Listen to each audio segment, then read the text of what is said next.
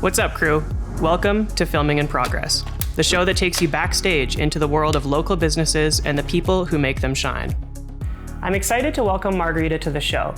With over 2 decades of experience in archaeology, she now leads one of Western Canada's top historic resource firms and is creating space for women in the field. Thank you so much for being here, Margarita. Thanks for having me. I'm excited to get going on this. Yeah. Where are we? We are at our head office here in Calgary, in the Golden Triangle, as they say.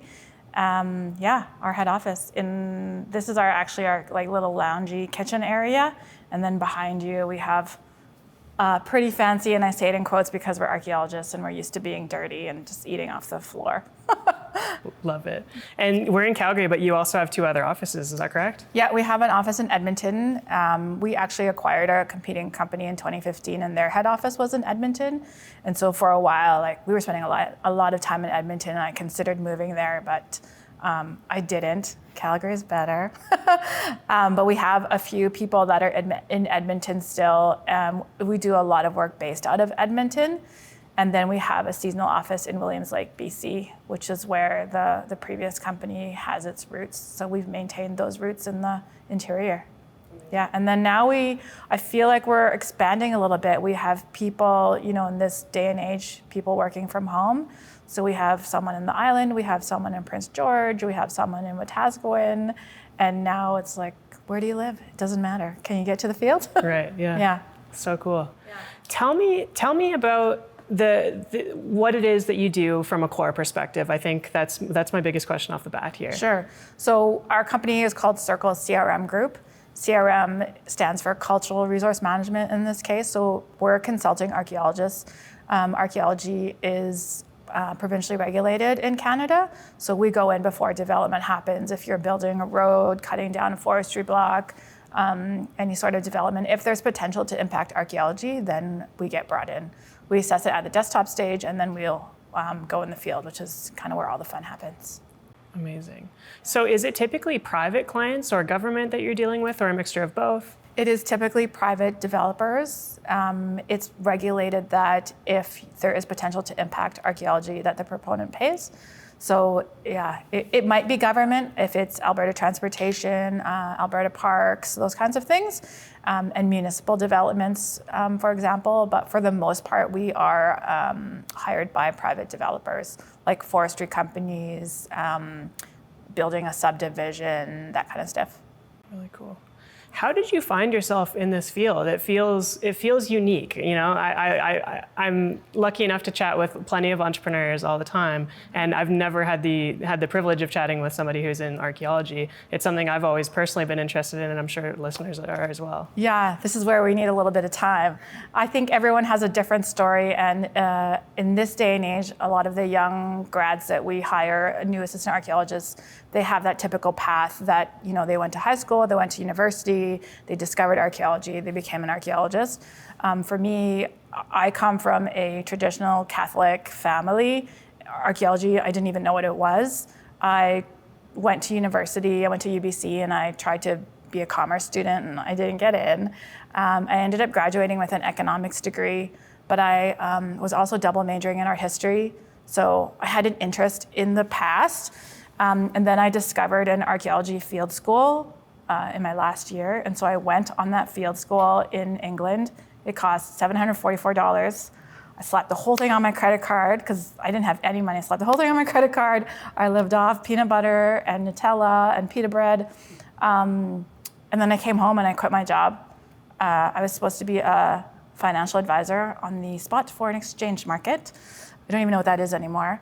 I came home, gave my sister all my suits, and decided that I wanted to be an archaeologist.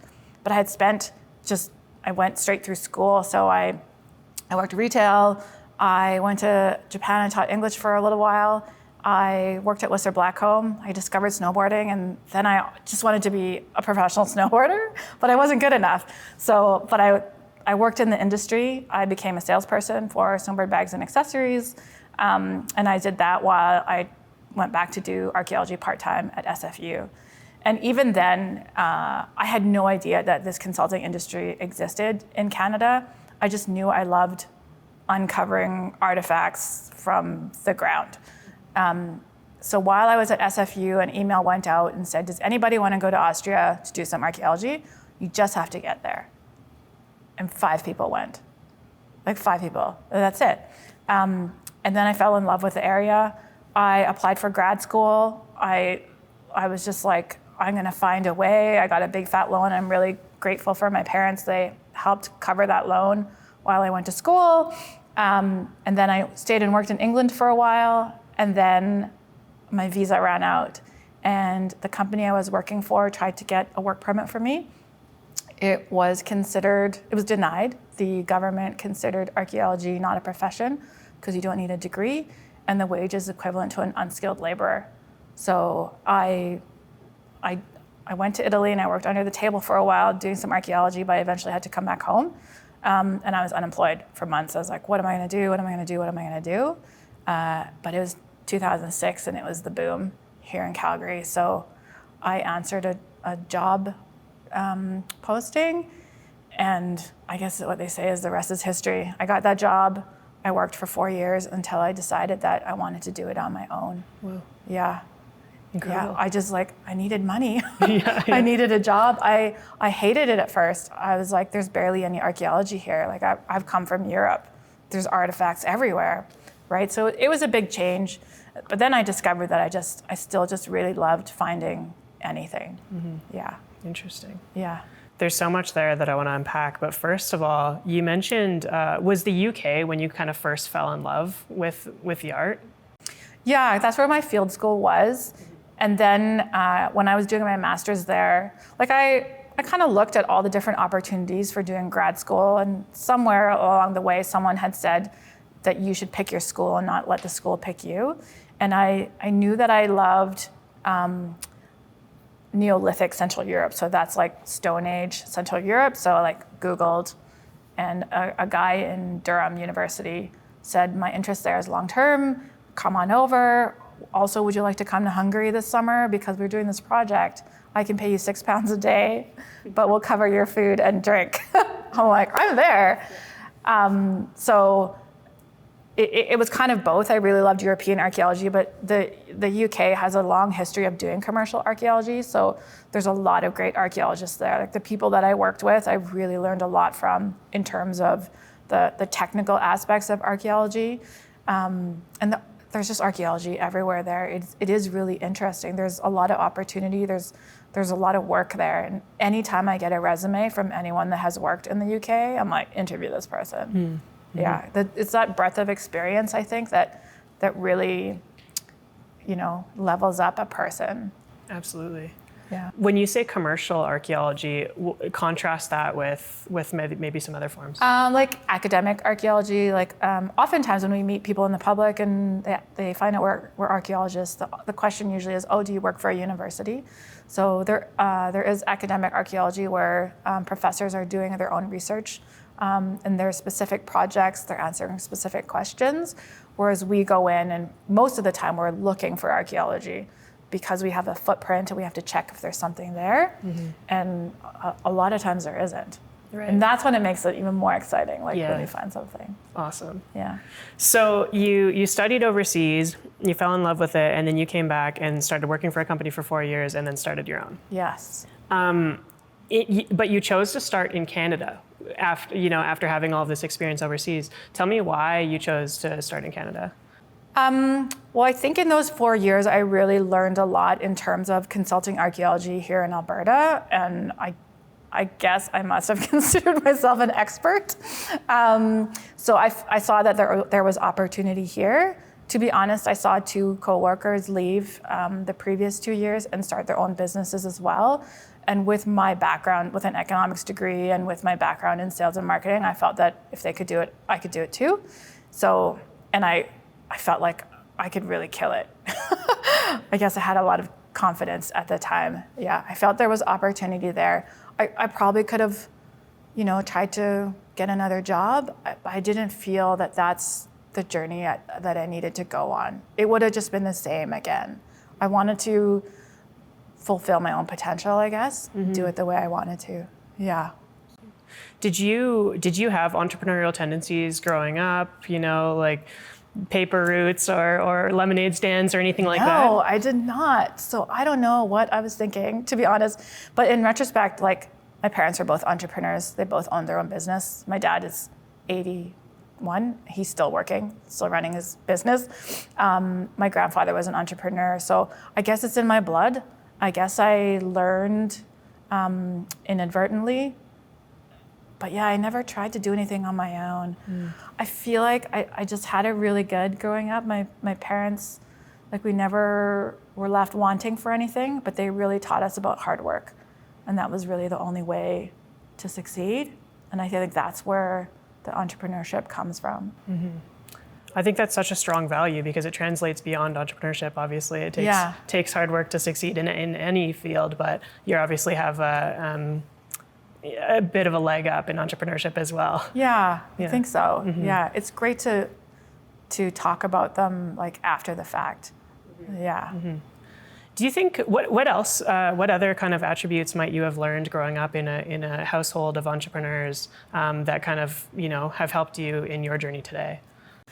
Well, I think one really important factor is my parents are immigrants, and my grandfather, he told me this story how he came to the United States. I can't remember. He was born in 1926, so maybe in the 50s or something.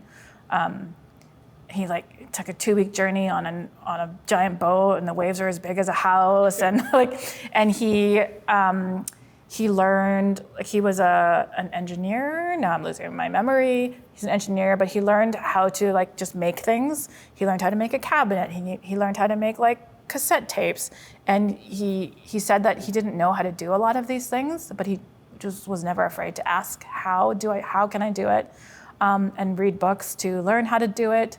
And my parents are the same way. So my parents left the Philippines when I was I think I was one year old, and they came with like $1,000 in their pocket, and they moved across the ocean. Like I can't even imagine that. I mean, I did move to Japan, but I was in modern times, right? This was the 70s. And for them to just move and look for a job, I think that in itself, to me, that seems harder than starting a company. Like you don't even know, like you see a lot of immigrants now, and you think about like what they left and then how they give money back to their families, all that kind of stuff, where like it really is live or die. They left my sister and I in the Philippines for a little while so that they could make a life that we could be a part of. I think that in itself is like, that immigrant struggle is real when it comes to entrepreneurship. Yeah. Absolutely. You see them like when we go to the Philippines, you see people hustling. You see people hustling all the time. Yeah. And you see it now when you go, there's a lot of Filipinos in Alberta, obviously, and like they're the best at customer service, like they're hustling. Yeah. Do you feel like that like where you grow up and kind of the culture and that sort of thing play a big role into who you become further down the line, regardless of where you end up kind of growing up, I suppose? I find that really interesting because like my grandparents gave my well, I'll speak for my mother because I didn't know my dad's parents because they passed away really young, but I can see how my mother's parents gave her a good life, but taught her about hard work. And like all of her siblings are all either entrepreneurs or really successful professionals, and how that has been passed down, this idea of hard work, while at the same time, never having the feeling of like, I'm poor, I need to get out of this environment, and that's why I want to succeed. I've never felt that I would be homeless or broke or anything like that. So there's something that they did right that was separate from this great environment that they provided for us. Like, I remember getting the Barbie trailer at Christmas, I remember getting the great things. I don't recall growing up poor, whereas I find there are a lot of people that take entrepreneurship to get out of that environment, right? But that wasn't me. I could have gotten a job and probably have been pretty comfortable. Like my brother and sister are not entrepreneurs. They're pretty successful in their own right. They're a lawyer and a banker. But yeah, there's something there that drove me to entrepreneurship, this idea of wanting to be successful and then wanting to give back, which I don't think I could do if I like just had a job. And I put that in quotations because obviously there's nothing wrong with having a job. Totally. Yeah. Yeah, I think that's really interesting that your siblings obviously are successful as well, but completely different paths, right? Yeah. It shows that, you can grow up with a similar value, which is work hard, but that translates beyond, to everything you do, Yeah. right? Yeah. When you say you like to give back, I know we've talked a little bit about Circle, but you also have a nonprofit. Mm-hmm. Is that kind of your way or your method, or one of which? Yeah, I think so. I think it's one avenue. It's a message that my grandfather always tried to give to all of his kids and grandkids, that you should always try to give back. And we talked about EO earlier, and they had an interview, a live Q&A with Magic Johnson. Not live, it was on Zoom. And he talked about doing good and doing well at the same time. And that really sticks with me, that, as archaeologists, we're not driven by money anyway. Like, a lot of us would do this work for free. That's how much we love it. But, once you're doing well, how can you do good and give back? And for me, as a woman, and seeing archaeologists come through these doors, historically, there has been women that, and it continues to be this way, we inherently just have lower confidence, higher imposter syndrome. We typically have asked for less when it comes to wages and promotions and things like that. So I just saw a gap and felt that I could support, even if it was one person at a time. So, I think we play big on social media. We try to show that, like, we're this big not-for-profit organization, but we're a small volunteer effort. We have founding directors across the country, which are basically similar people that are similar to me that I asked to join and help us out. And yeah, I think we are impacting people. It is just a few at a time, but a little bit is better than nothing. A little bit is great. 100%, yeah. And you never really know where that shared experience or who that's going to resonate with, or how it's going to translate in somebody else's, the way they hear it and process, right?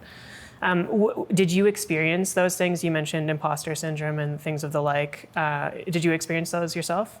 I think I experience imposter syndrome on the regular, right? Like, even coming up to this, when you asked, have I done this before? I'm like, yeah, totally.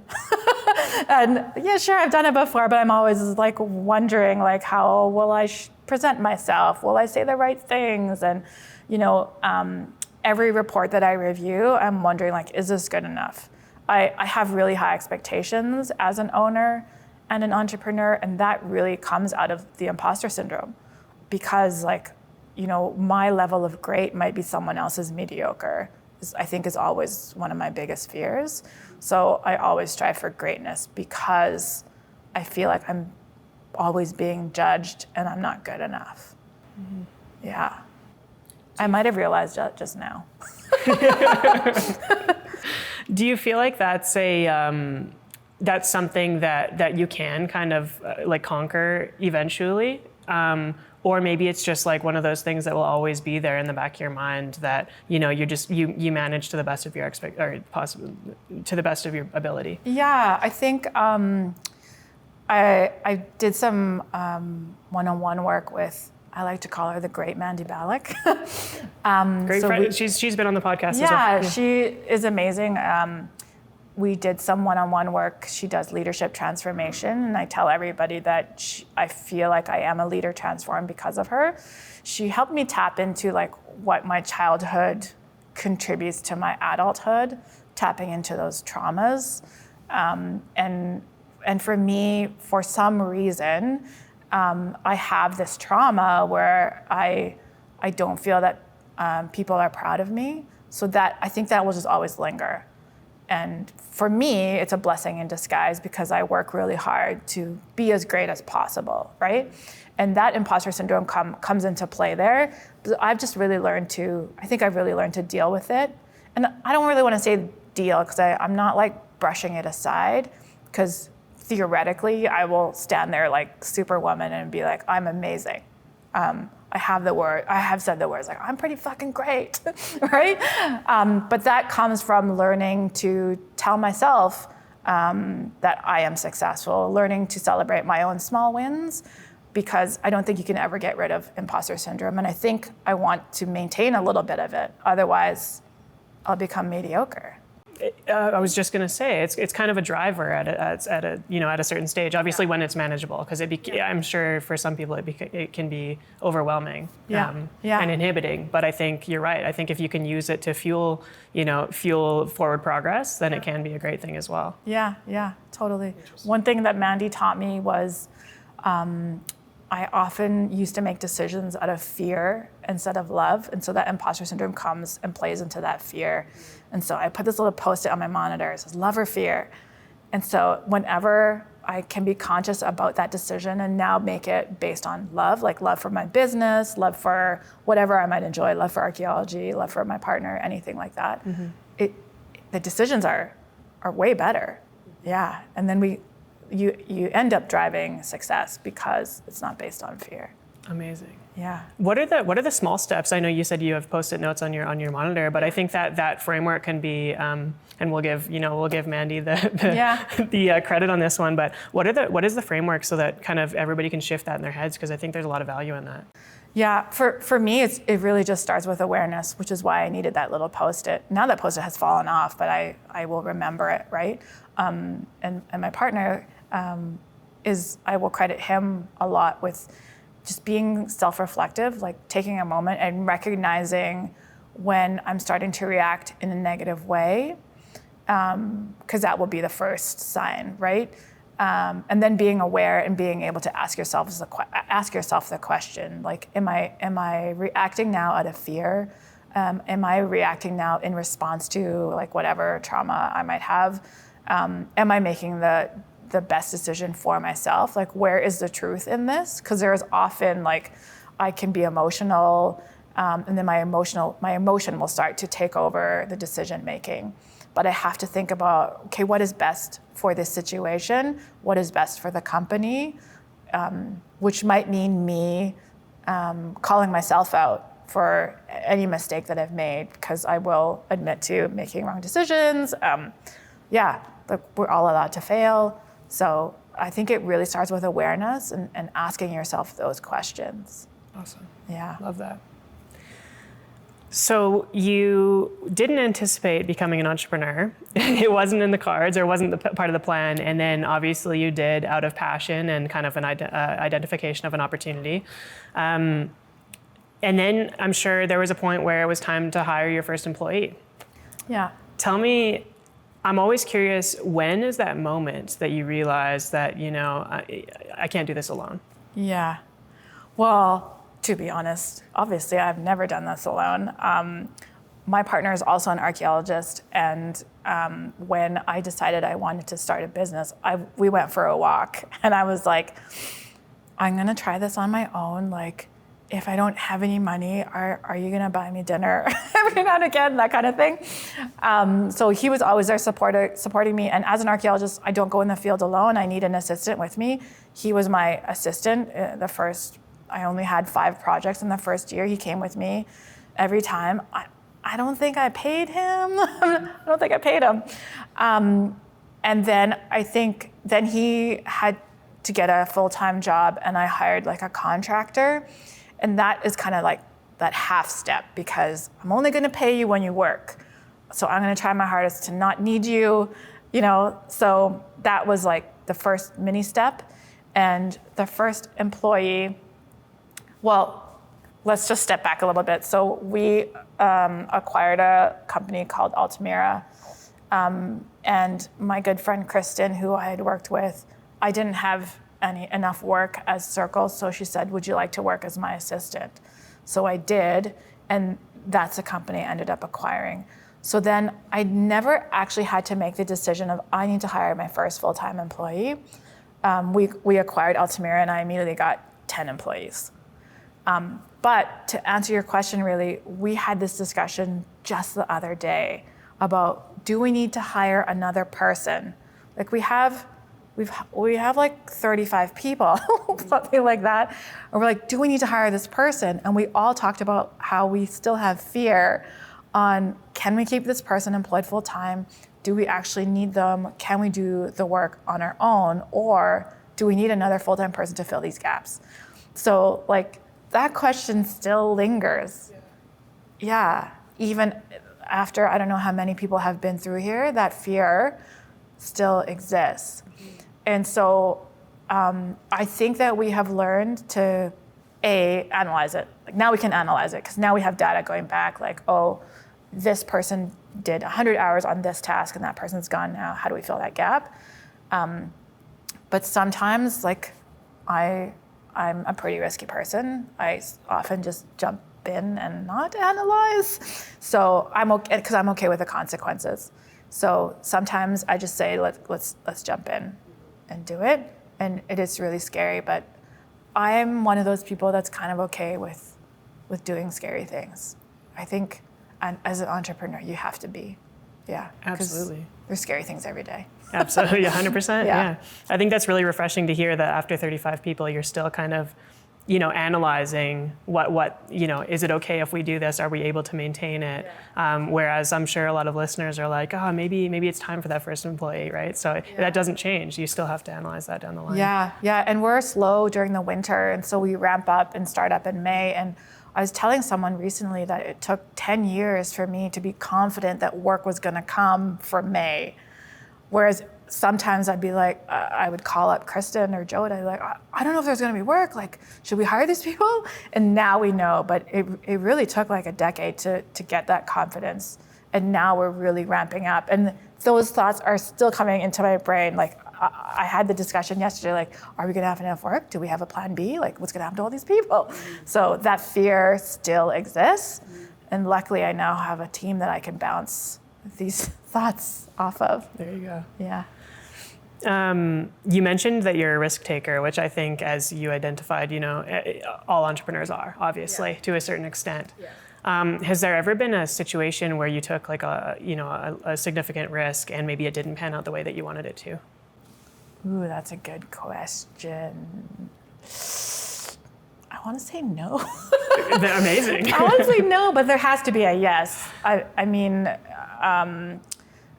I don't think there was ever like any sort of disaster, like that was totally wrong, we shouldn't have done that, because I feel that I take calculated risks. And as I mentioned, like Jode has been there from the beginning, and if I was in doubt, I'd bounce ideas off of him. And sometimes I'd be like, nah, I disagree, and I'll still do this, but there might have just been times where like, man, I probably just spent too much money. I think that's my biggest downfall. But there hasn't been anything that was really like bad. I don't have any regrets. I don't have anything where I could say, oh, remember that one time where we did that? That was so super bad. Let's learn from it. I think that there have been a lot of little mistakes along the way. And we've tried to learn from every single one. Yeah. Awesome. Yeah. I feel like I should say, yeah, there was that one time, but I can't think of it right now. No, that's good. Like I'll you email said, you if I think of it. There you go. Yeah, absolutely. I think that's how it goes, right? And especially if you're more appetite to risk, maybe those bigger, because they're certainly not failures. There are no failures if you're learning, right? Yeah. But maybe those bigger risks that didn't pan out are just okay. Cool. Let's go at it again, right? Yeah. Awesome. Talking about community, as you mentioned earlier, we talked a little bit about EO off camera and that sort of thing. Entrepreneurship, even when you're running a team of 35 people and that sort of thing, can feel lonely. And it kind of also, it seeps into that conversation about Imposter syndrome? Imposter syndrome, thank you, yes. What do you look for in community? Is that important to you, and how do you go about finding it as an entrepreneur?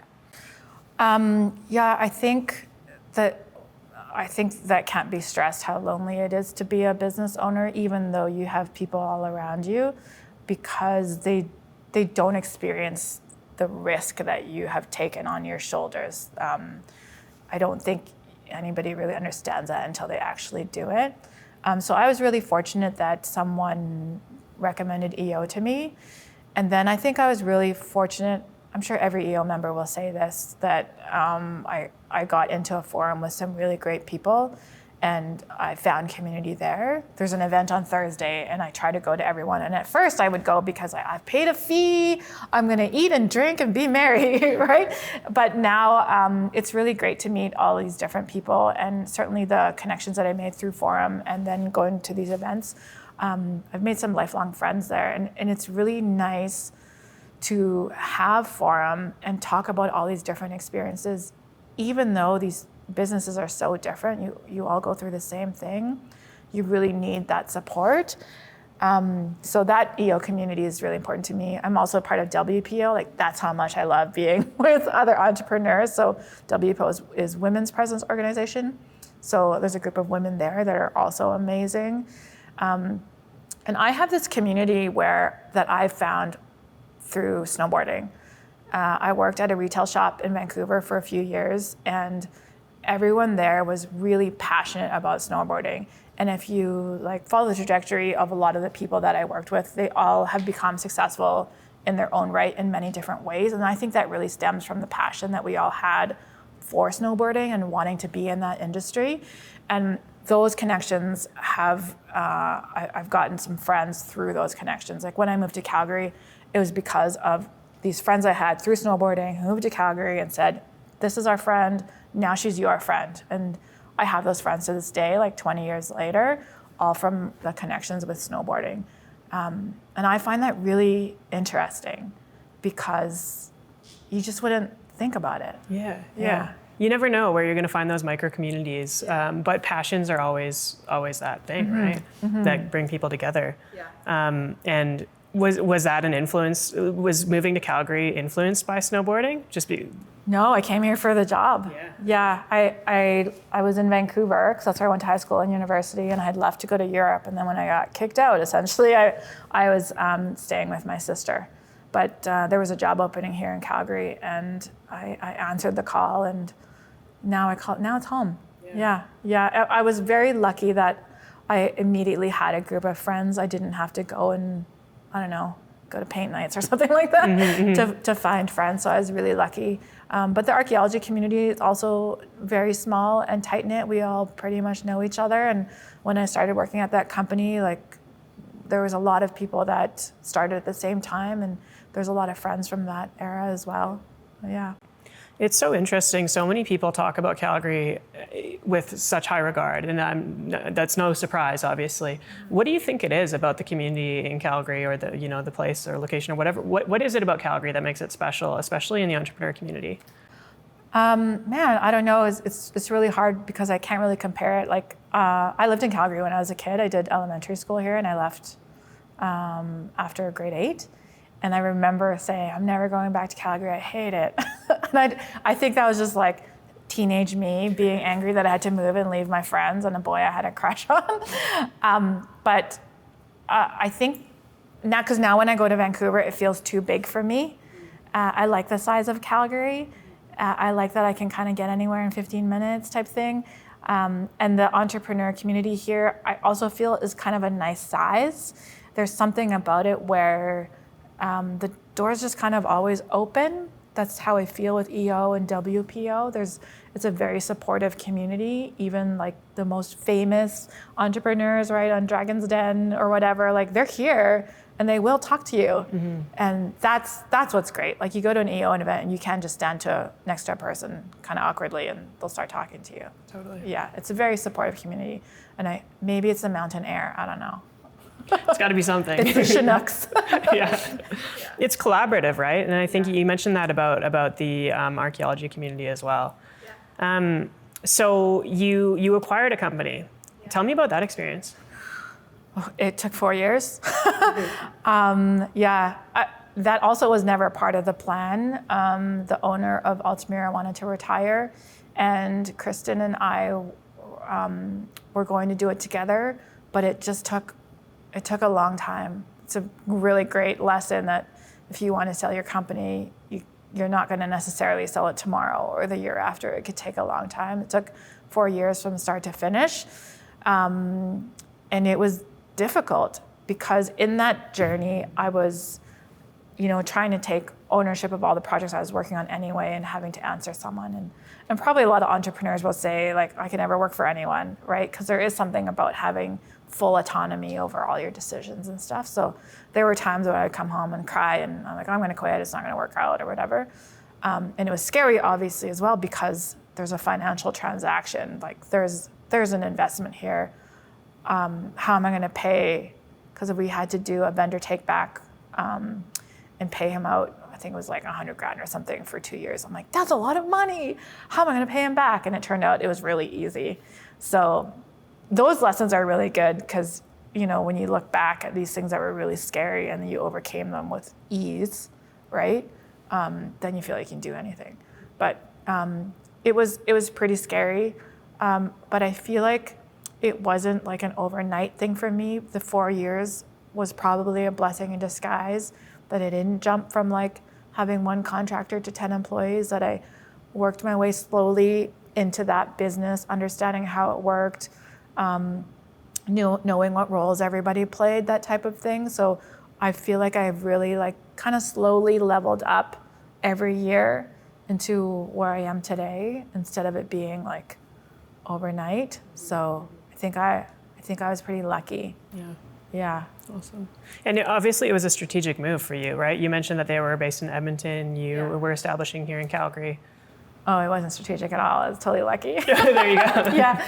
I didn't know what strategy even meant until I joined EO, and I learned what strategic planning was. Like, no, it was a total, like, here's an opportunity. Sure, let's take it. Then the office was in Edmonton, so like, okay, my brother lived in Edmonton, he still lives in Edmonton, so like, guess we'll go to Edmonton a lot. So we were in Edmonton a lot, and like, we really talked about it. Like, I looked at like how much condos were, because there was already an office there.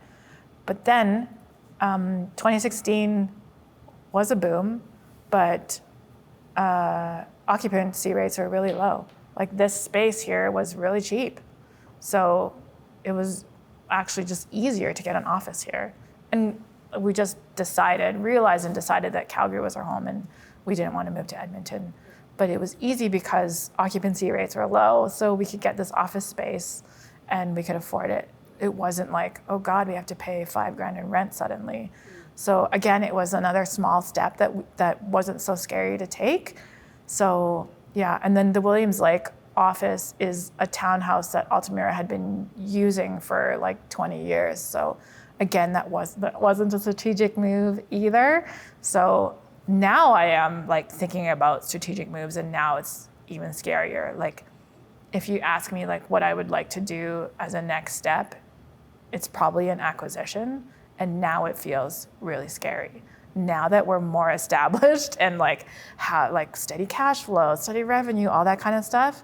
So that's really interesting to me, how scary the thought of an acquisition is. Yeah. And it should be easy theoretically. Yeah. But no, it scares the shit out of me now. Interesting, because you've been through it. Yeah. You're more established now. You have the resources, et cetera. Yeah. Why do you think that is? So much fear. Yeah, there's fear, and it's not just fear of like, the bottom falling out. Now it's fear of like people judging me for this decision, because before it was kind of a natural decision. Like, of course I'll do it. Like, why not? It's not that bad. And my brother's also a corporate lawyer, so he advises me on these things. So yeah, there's a big fear there that, to go into debt again. We don't know these people. Like, can they do the work? And I just haven't had the opportunity to confront that fear yet. I think if there's an opportunity for everything to calm down a little bit, like, that's on the list. Like, let's look into this. It's on the list, but it right now is just like the big scary bear, but he's way over there. Yeah. And so we're just gonna keep him over there in the back of our eye. Yeah. Love it. Yeah. How close are you to if you don't mind me asking, how close are you to a decision of another acquisition? I mean, we almost did it, and then I backed out. Oh, wow. Yeah, I was like, we don't have the foundation for this. Like, our management team and leadership team was just like non-existent. Like, for an EO, it was my challenge for like 2 years. Like, what is my leadership team? And even now, like, I have to do a presentation at our next meeting. I'm like, don't worry, it won't be on the leadership team. I think we've got it straight now. At that time, I felt that I was doing too much, and I couldn't fathom the idea of doing that much more. So I think we're in a much better place now, and if we can, I guess, prove ourselves for a year, then we can think about that next step. But right now, like we're really putting ourselves to the test on, can we manage this many people, this many projects, and do everything well? I'd like to see how that goes first before jumping into another fire. Totally. Yeah. Do you think that feeling of, you mentioned I'm already doing so much. You're the CEO and founder of a company of 35. Do you think that ever goes away? No, because every time. So I now have a business manager, and I used to manage our Alberta operations. I've hired a manager of Alberta operations. We have someone that's managing the admin. Like, we have administrators, we have a GIS team, we have lab people, we have all these. We keep adding to our team, and I'm like, oh, I'll give them this, I'll give them this, and so you give all that away, and then you go over here. I'm like, oh yeah, there's all that stuff that I wanted to do. So that list, I think, is such a huge list that it kind of never goes away. And what I'm hoping is that, because all these people that I've hired, like, they're actually all really busy. No one's twiddling their thumbs. So, and then I think, well, how did we do this last year or 2 years ago? So everything just keeps growing because everybody wants to do more and do everything better. So it just kind of keeps growing. Yeah. It's like digging a hole. You can keep digging to the core of the earth, right? Love it. What does your competitive landscape look like? There's kind of two sides of that. I would say it is highly competitive, even though there are, like, how many archaeologists have you met in your lifetime? Yeah, not many, right? There's not a lot of archaeologists. So in Alberta, for example, consulting archaeology kind of came out of the late 70s when the Historical Resources Act came into play. And over time, those companies have grown and maintained. And like, archaeologists aren't business people. This is my theory, that they're not business people. And like I said, we would do this shit for free because we love it so much. So there's just like there's these established companies.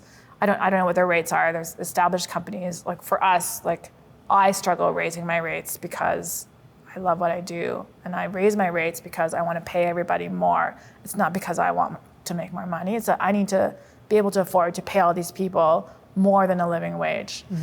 Mm-hmm.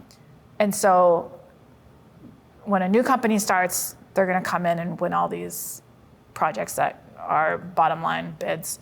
And then that kind of happens with all of the work, because we don't have a professional association that, like, regulates that. So there's not a lot of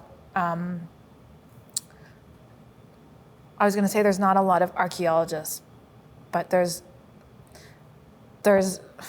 I don't even know how to phrase this. So there's few archaeologists because we're in a crisis. There's not a lot of archaeologists, but everyone's fighting for the same job. So everyone's fighting for the same job. So that's where the competition is really high.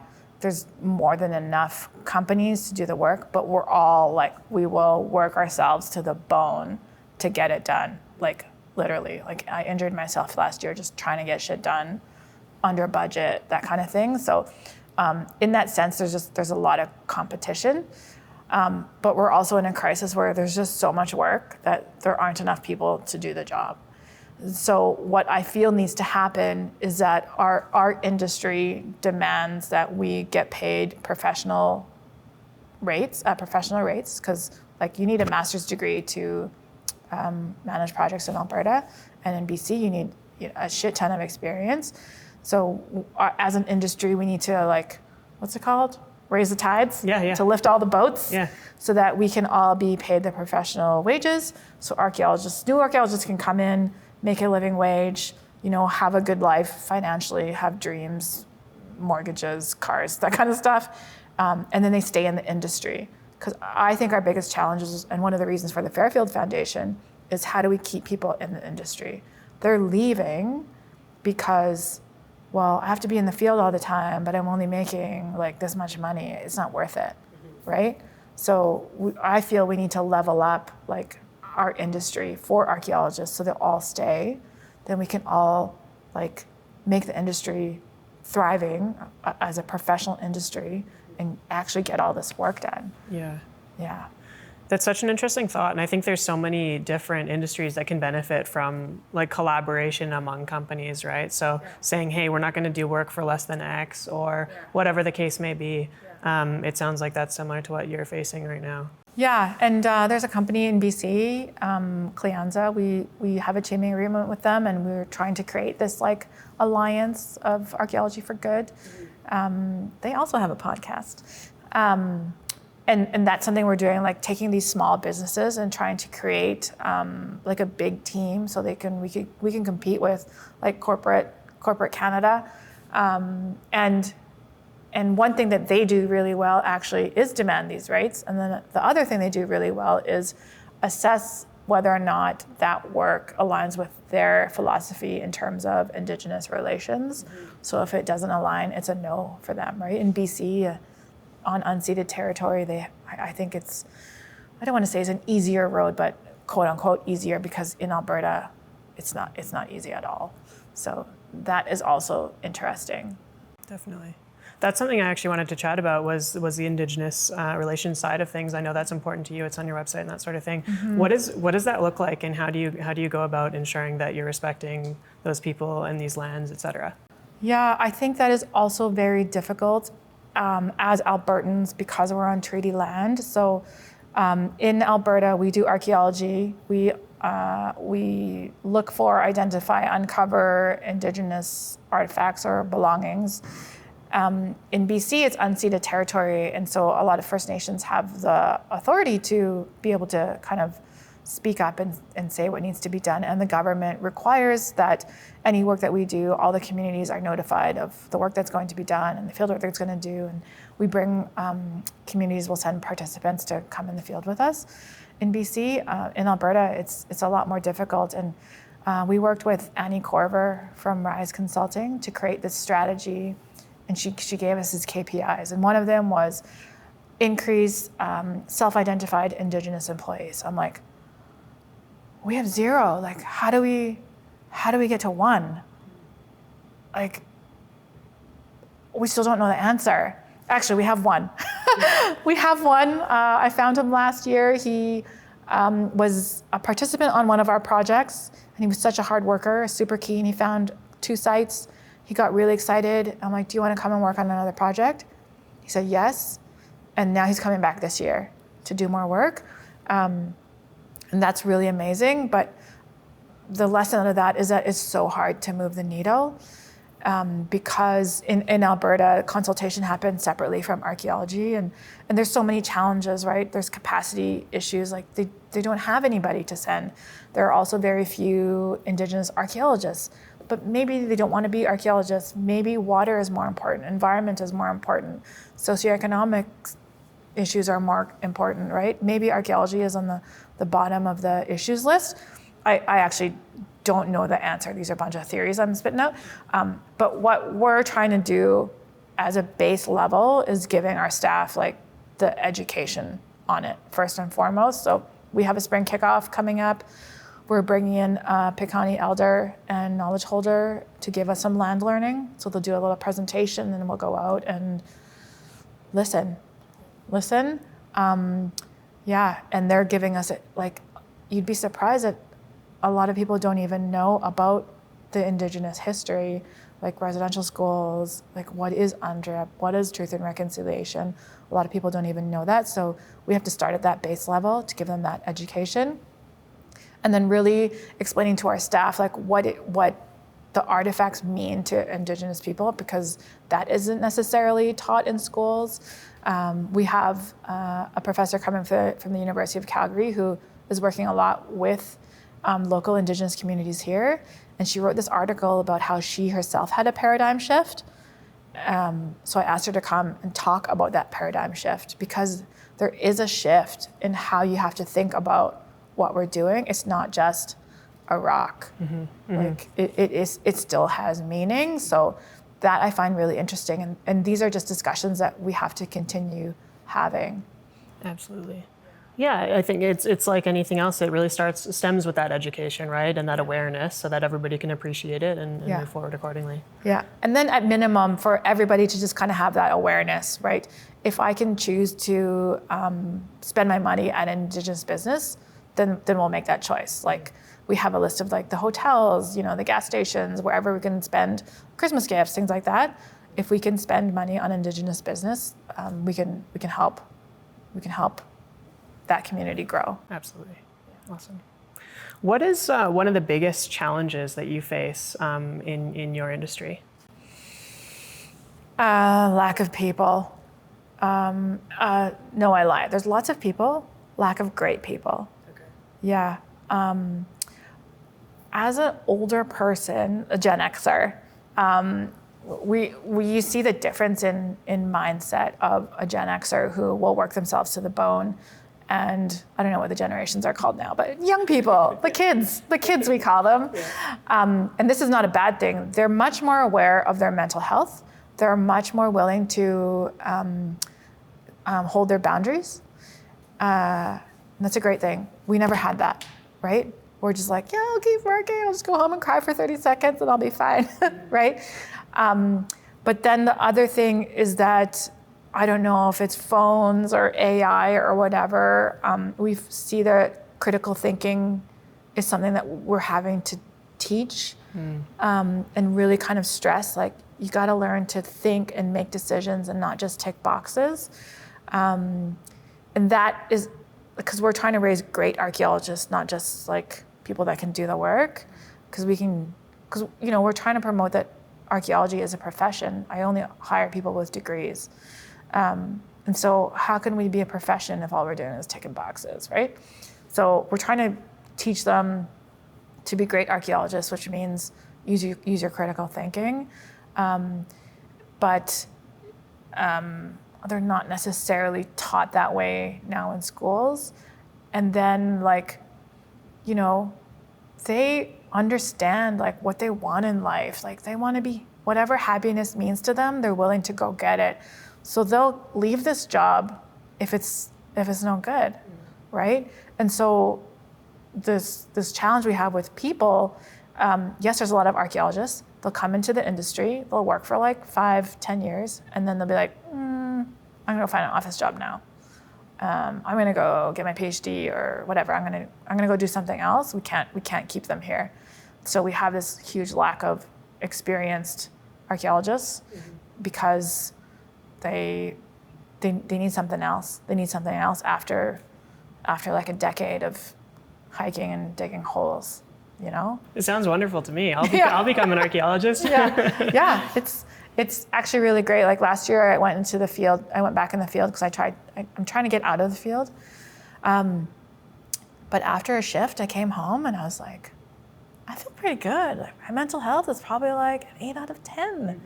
I'm like, oh, it's because I walked through the forest for 8 days. That mountain there, like you were talking about, right? Yeah, that forest bathing that everyone pays for. Yeah, exactly. Come do it with us. Yeah, totally. That's super interesting. Do you think there's a way to, if it's an increasing problem, is there a way that you foresee to be able to combat that issue?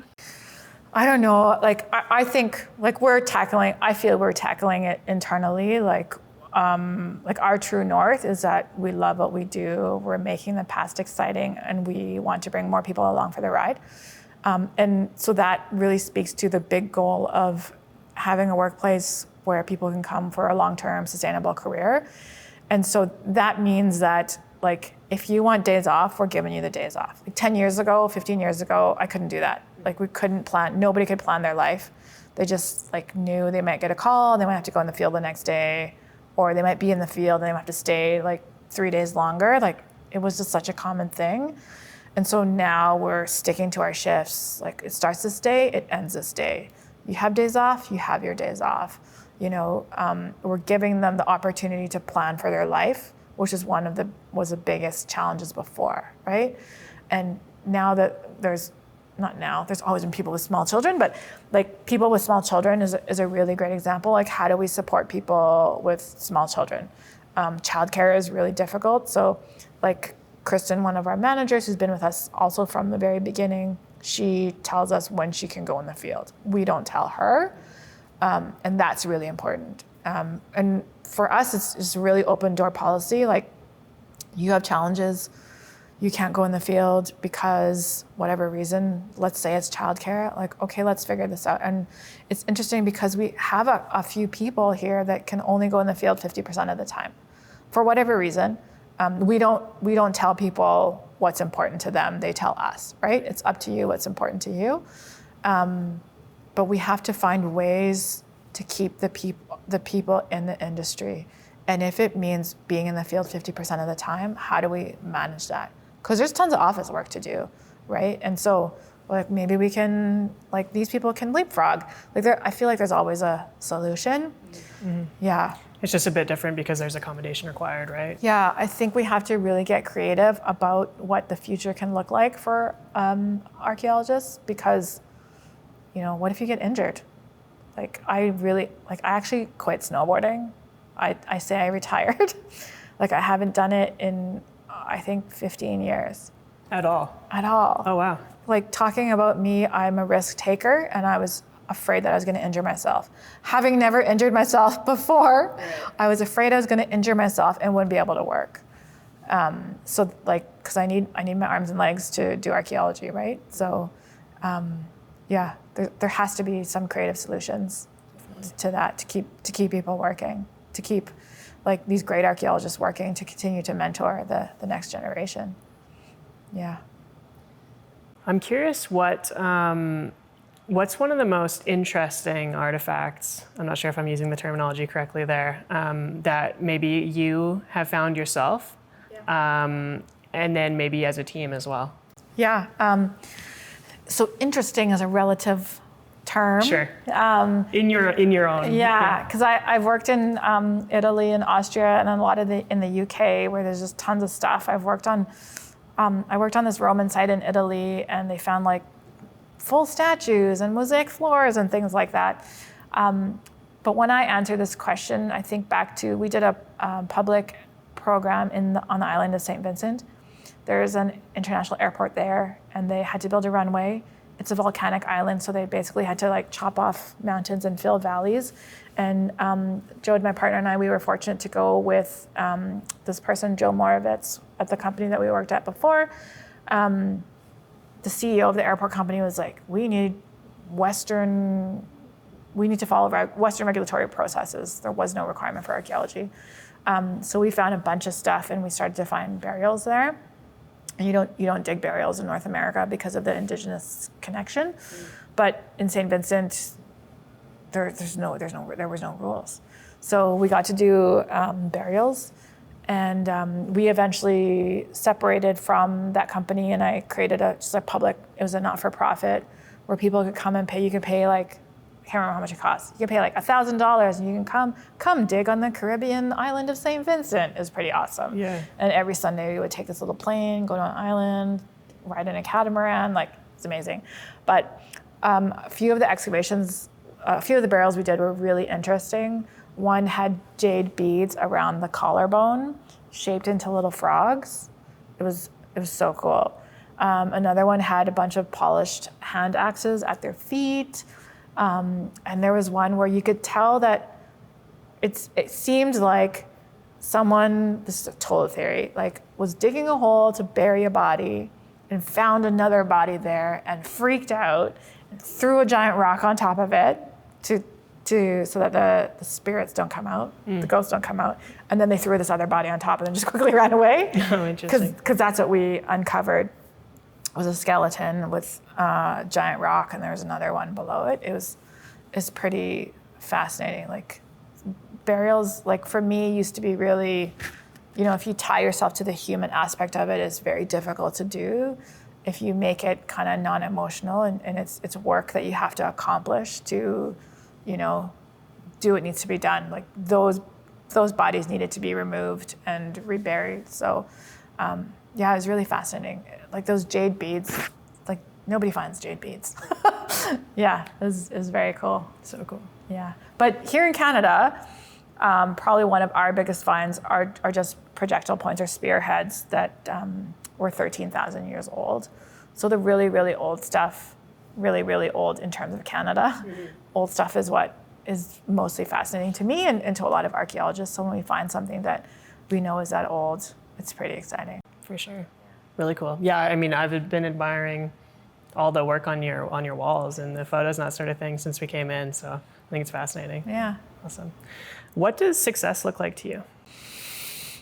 Oh, that's such a hard question. I remember when I started Circle and I went to some seminar in a hotel in the north somewhere, there was that question and I said $50,000 in the bank.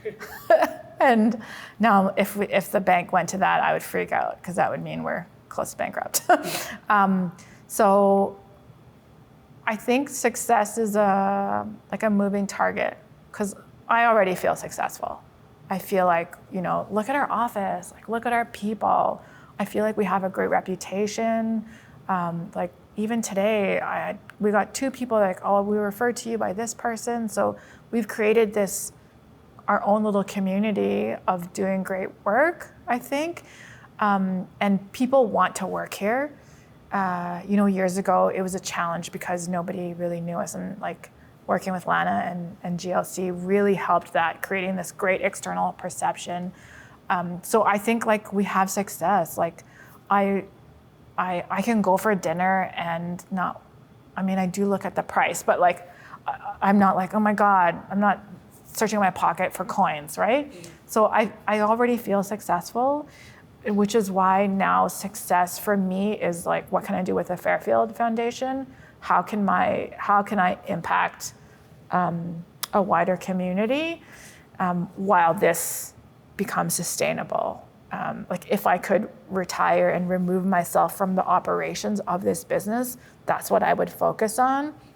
So I don't know, I guess I feel like I've hit it. Like, sure, I don't know, want to travel more or whatever, but I feel like I've hit it because I don't have any fear about what the future might be. It's just that like that fear that won't go away, but like the conscious fear, I don't think it is there. Amazing. Yeah. Awesome. And I don't think I realized that until right now. There you go. So thank you for coming. Yeah, no, of course. What's next for you? Do you have any exciting projects on the go? Anything that you are excited to share or? Well, we're really just trying to grow the Fairfield Foundation. We have a strong mentorship program. We're trying to do impact one mentee at a time. We really want to do some like exciting archaeology. Like in the wintertime, we want to do some research projects, and we often find that we run out of time. And for me, like I would love to do more archaeology around the world. Like St. Vincent was in like 2011, 2012. So it's been a long time since we've been able to do something different outside of Canadian archaeology. I still am very excited by archaeology. I still love digging and I still love uncovering things. So like for me, if I could travel the world and do archaeology, that would be super fun. So, but I think we're trying to create a really sustainable place here where you can bring in more people full time.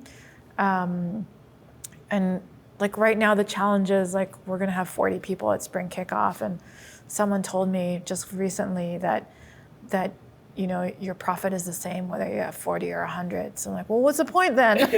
Let's stop here. Right. Yeah, so I think we're just trying to do like great work.